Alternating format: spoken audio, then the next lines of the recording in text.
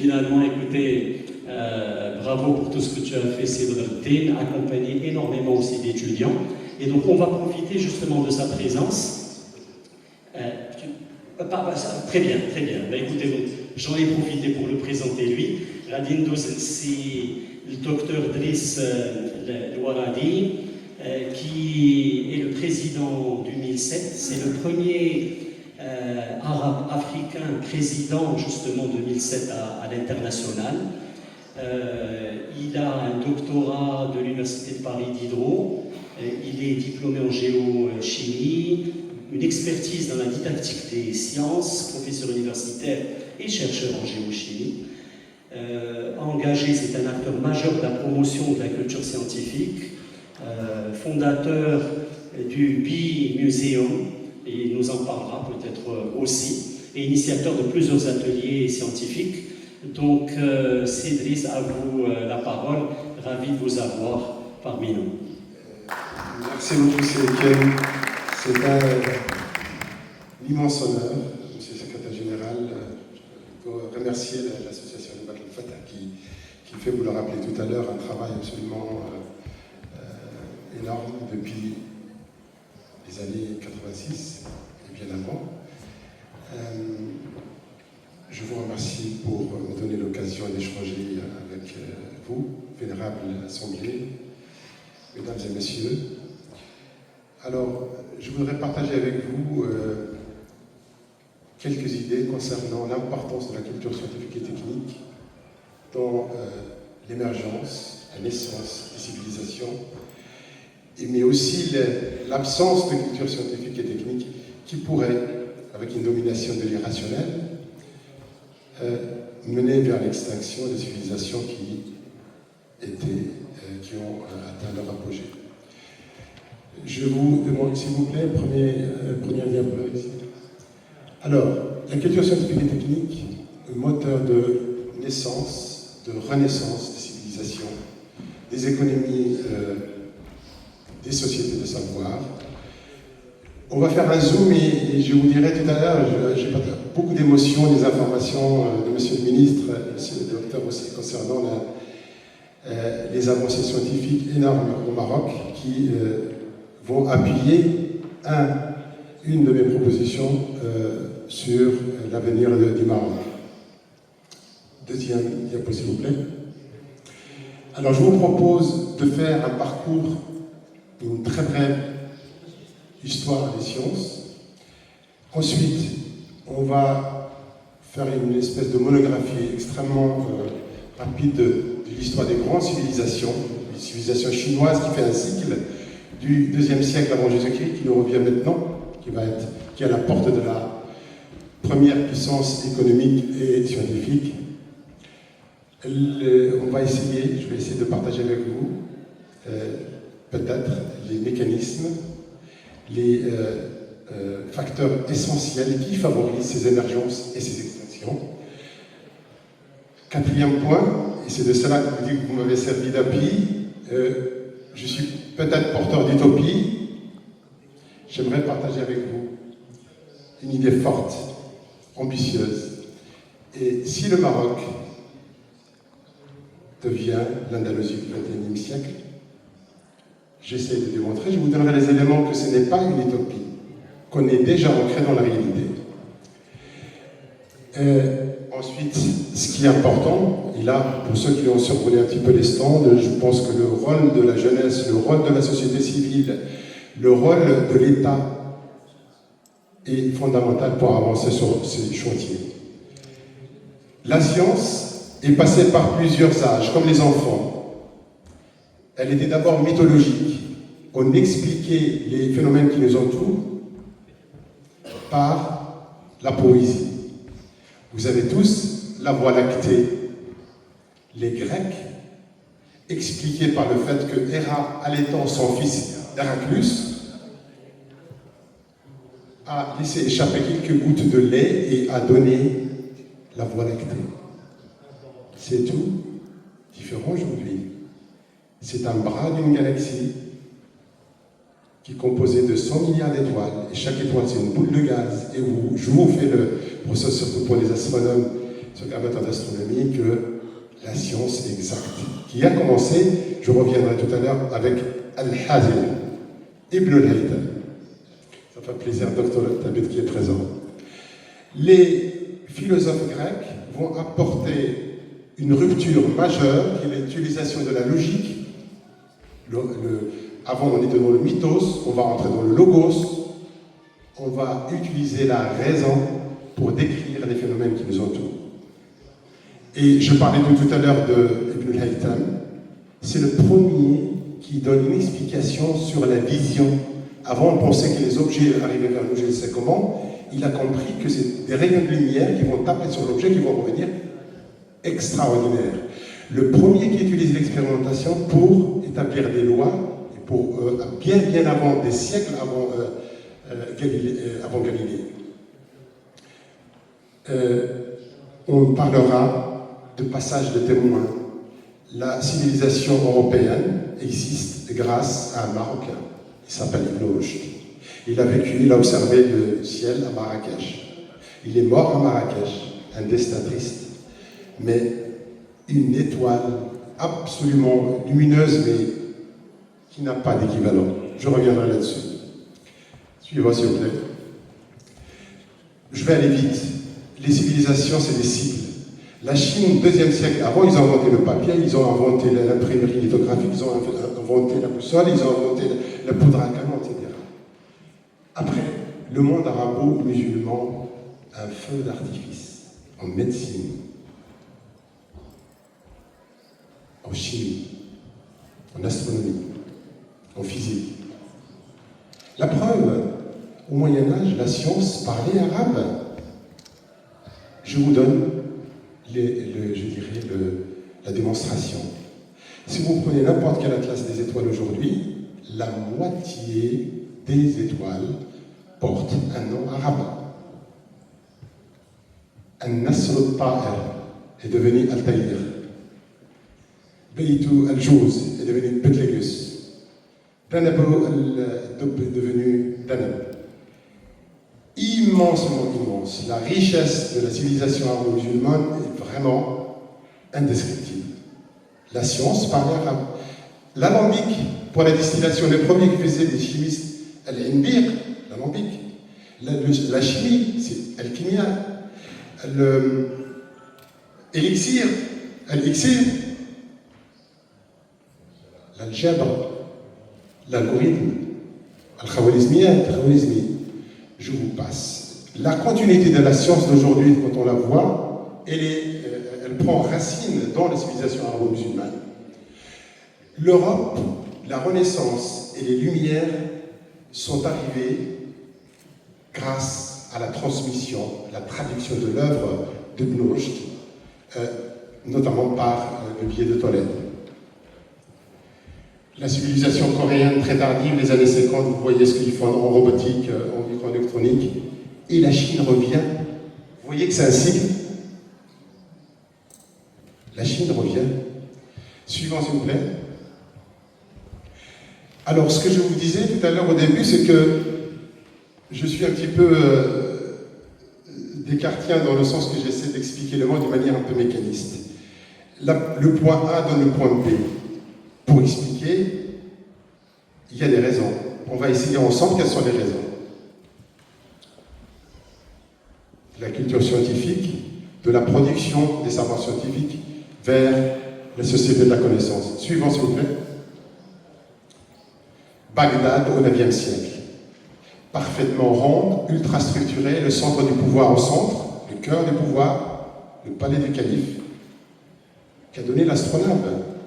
L'astronabe, c'était l'objet technique le plus sophistiqué de l'époque, qui permettait une navigation rapide, qui permet de déterminer les latitudes, de permettre d'aller plus vite dans les navigations, d'arriver plus vite, et donc vendre la marchandise plus cher.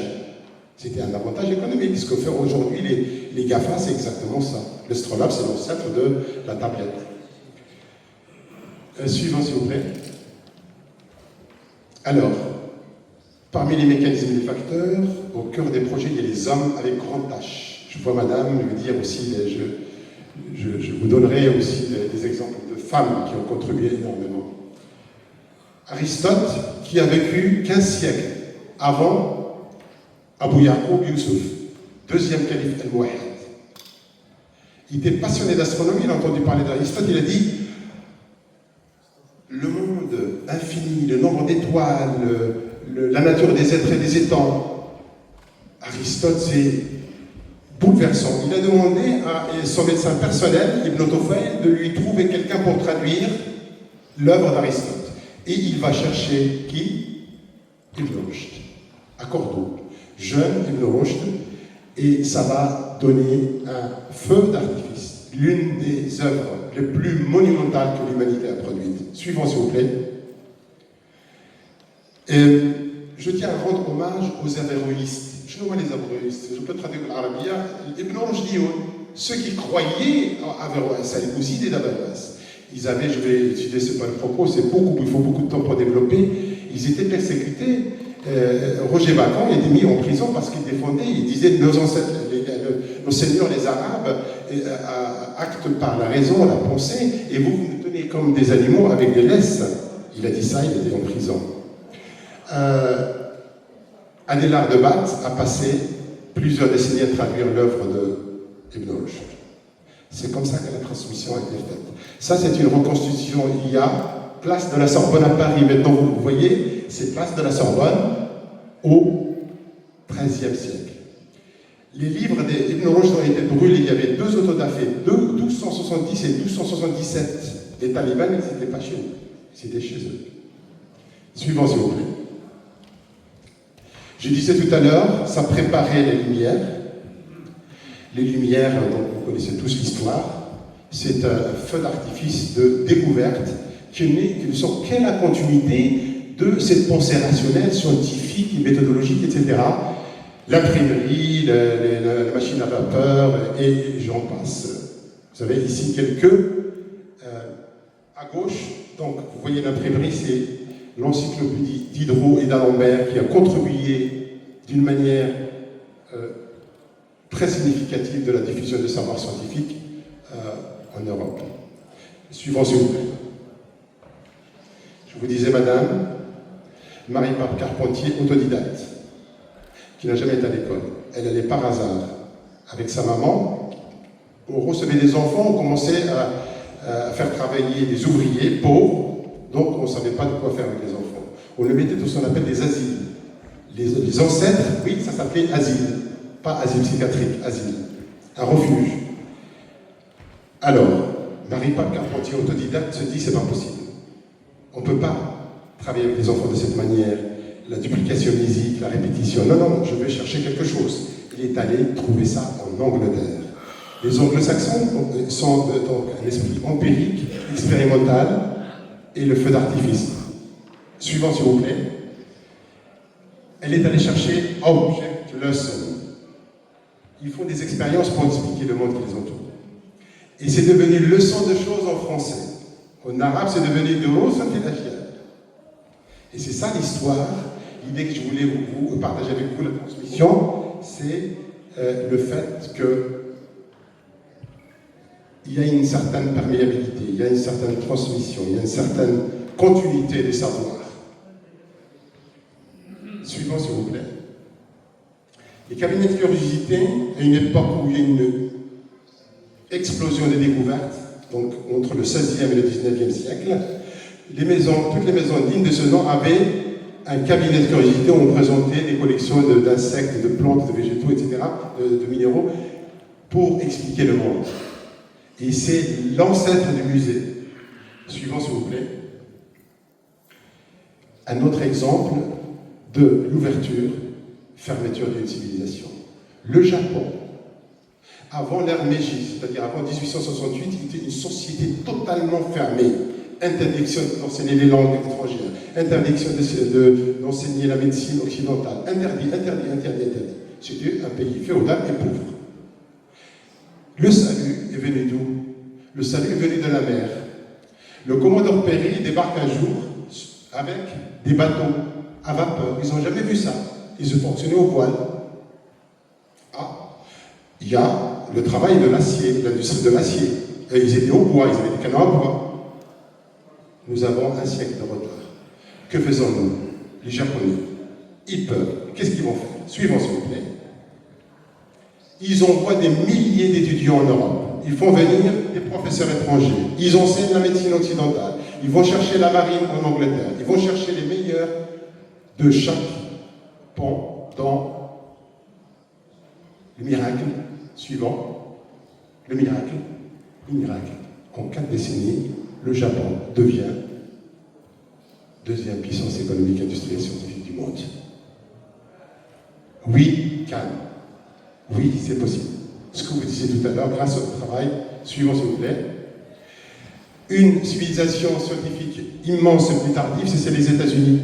Les États-Unis, ici avec symbolisé Steve Jobs, la légende dit que peut-être que la forme ronde est inspirée de Bagdad. C'est la maison Apple. La fermeture. Justin Ier, c'est un empereur byzantin qui a interdit l'enseignement de la philosophie, rationaliste.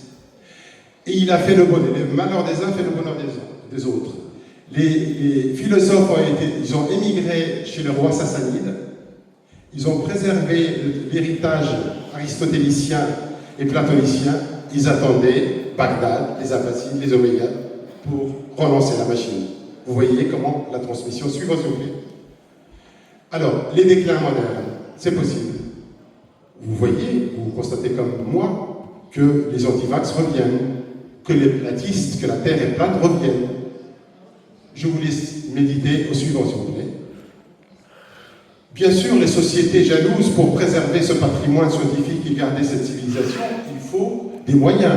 La société civile, les musées, les États, l'État doit, chaque capitale digne de ce nom, a un très grand musée scientifique. J'ai eu l'immense honneur de travailler pendant 13 ans à la Cité des Sciences et de l'Industrie à Paris, Smithsonian Natural Museum aux USA, Science Museum London, etc., etc.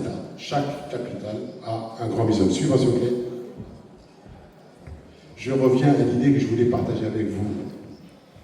Et si le Maroc évolue vers l'Andalousie du XXIe siècle, est-ce une utopie?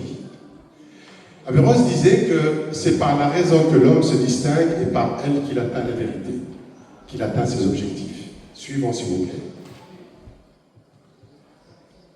Mon mentor, Théodore Monod, 95 ans, à dos de chameau, il a collectionné la plus grosse, je dirais, collection de plantes, de minéraux, de maisons. Et j'ai le souvenir, à chaque conférence, et je suis très ému, il nous faisait passer ces météorites, ces plantes. Et je voudrais partager avec vous une de ces fameuses phrases qui disait que l'utopie, ce n'est pas l'irréalisable. L'utopie, c'est l'irréalisé, s'il n'est pas encore réalisé. Vous voyez la nuance, elle est immense. C'est un monsieur qui livra à 95 ans, qui restait enfant, curieux. Suivant, s'il vous plaît. Parmi les atouts que le Maroc possède pour arriver à cette Andalousie du XXIe siècle, le Maroc est l'une des nations les plus vieilles au monde. Si vous le savez, on a une stabilité politique qui est donc sur plusieurs siècles, 12 siècles. Il y a une continuité historique et politique. Donc, on peut aller vers l'Andalousie du XXIe siècle. Suivant, s'il vous plaît. Je pourrais même très rapidement explorer la préhistoire avec vous. Vous savez que le premier collier de l'humanité découvert à Bizmoun a été confectionné par les Marocains, l'ancêtre de Yves Saint-Laurent, on va dire pour aller vite, mais plus que ça. Le langage symbolique qui préfigurait, c'est les symboles qui préfigurent le langage immense. Je vous donne plus de choses. Première préparation, la grotte de Taforat, à Berkane. J'ai l'immense chance d'avoir été un élève de l'école Apolkhir à Berkane, en internat. Pas loin, première opération chirurgicale avec la preuve que les patients ont survécu parce qu'il y a un tissu cicatriciel. Comment est-ce qu'on peut faire un trou? Un patient sans qu'il souffre? Eh bien, la preuve a été découverte il n'y a pas longtemps, il y a quelques 6 mois. Première utilisation médicinale des plantes médicinales au monde, c'est l'éphédra, qui existe encore de forage, qui est trouvée avec les défunts. Elle est anticoagulante, l'éphédrine. Quand vous achetez en pharmacie, quelqu'un qui est un médecin, l'éphédrine, elle est à la fois un effet antalgique contre la douleur et coagulant. C'est-à-dire nos ancêtres étaient déjà dans l'innovation, de tout point de vue. Donc on a une profondeur historique, préhistorique, que dis-je. Suivant, s'il vous plaît. Bon, il est ici, première carte. Là encore, ça symbolise les trajectoires. Il est né à Ceuta. Il est allé vers les Siciliens qui l'ont aidé en fait à devenir un géographe qu'il est devenu avec la première carte précise de la région. Suivant. Bien sûr, je cumule les atouts. Je cumule les atouts du Maroc, un hotspot de la biodiversité, 3000 km de côte. Évidemment, beaucoup de richesses, de paysages, de géographie, mais aussi la diaspora marocaine. Vous connaissez monsieur le professeur Karim Boumdienne. C'est une découverte qui est très récente. C'est un professeur de l'université de Caen qui a réussi dans son équipe à, pour la première fois, fabriquer du cartilage humain à partir des cellules de pommes. Ah oui, ils essaient de greffer. Ça veut dire une avancée biotechnologique absolument énorme. Je disais encore, en discutant avec Setoufou, elle disait qu'il y a beaucoup de, vu l'âge, l'espérance de vie qui évolue, beaucoup de gens ont des problèmes de cartilage. Donc ça va faire encore, et ce Marocain peut aider, peut contribuer à ce que le Maroc devienne l'Andalousie du XXIe siècle. Il n'y en a pas que lui, je donne comme exemple, mais il y en a des centaines, il y en a des milliers. Suivons s'il vous plaît. L'invitation à l'action pour les jeunes, pour les moins jeunes, pour l'État. Vous avez vu ce que l'IA peut faire? Vous avez reconnu Rabat peut devenir une cité comme ça, grâce à l'implication de chacun, faire des modèles de développement durable avec une consommation locale. Oui, c'est l'avenir. Il ne faut pas acheter des tomates qui viennent de Zagora. On peut manger sur place. C'est la seule issue. Donc il faut aller dans ce sens-là. Les gens sont là pour travailler dans ce sens-là. Je suis bavard, il faut m'arrêter. Je vous remercie infiniment de m'avoir écouté et puis j'espère à la prochaine.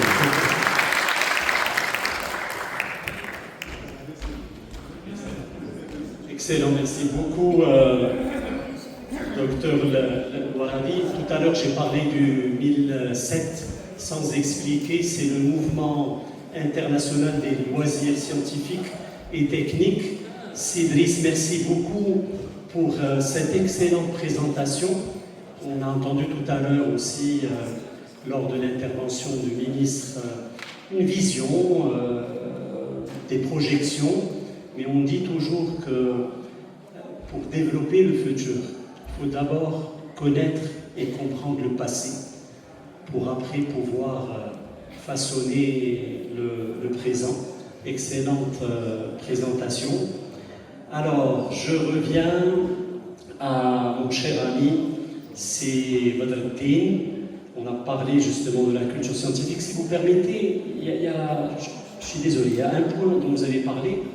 Je pensais que vous alliez insister aussi sur ce point-là, un musée scientifique. Ça, je pense qu'il va falloir se battre pour ça. Il y a de bonnes initiatives aussi de l'association Les Batrifaites. Je sais que l'Académie des sciences du Royaume avait aussi pensé à ce sujet. C'est quelque chose qu'il faudrait également aussi mettre en place pour nos jeunes. Alors, justement, les jeunes, moi j'ai donné l'exemple tout à l'heure de tout ce qu'on a pu réaliser avec Greer, de beaux projets. Le moteur, c'était véritablement ces jeunes ingénieurs. On a eu des événements, et tu avais participé aussi, Sébastien, on a lancé les premières courses voitures solaires, on a lancé une compétition de construction de maisons écologiques, comme ce qu'on a vu sur l'image, mais en plus petit. Et là encore, c'était la force vive, c'était nos jeunes. Et donc, Sébastien va nous parler justement de comment partager et faire développer, émerger cette culture scientifique.